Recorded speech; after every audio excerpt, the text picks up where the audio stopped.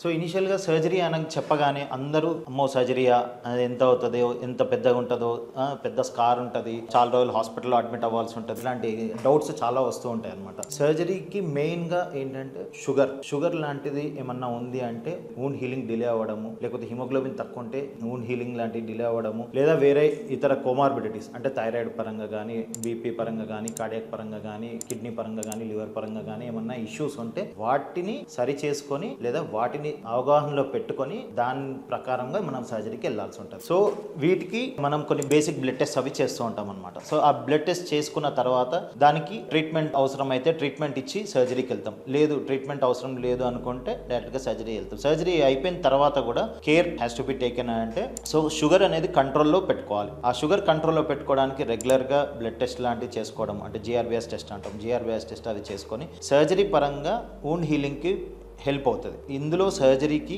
మెయిన్గా ఏంటంటే చిన్నది పెద్దది సర్జరీ. చిన్న సర్జరీకి ఎప్పుడు కూడా దాని గురించి ఏం పెద్ద టెన్షన్ పడాల్సిన అవసరం లేదు. ఓన్లీ మేజర్ సర్జరీ అయితే మాత్రం దాని గురించి కొంచెం ఆలోచించి డిసిషన్ తీసుకోవాల్సి ఉంటుంది. సేఫ్ రికవరీలో ఏంటంటే సర్జరీ అయిపోయిన తర్వాత పేషెంట్ సైడ్ నుండి అంటే గుడ్ డైట్ మెయింటైన్ చేయడము, నార్మల్ వాకింగ్ చేయడము, హెల్దీ ఫుడ్ తీసుకోవడము, మెడికేషన్స్ ప్రాపర్గా వాడడము, వీటన్నిటితోని safe recovery and easy recovery, fast recovery ఉంటాయన్నమాట.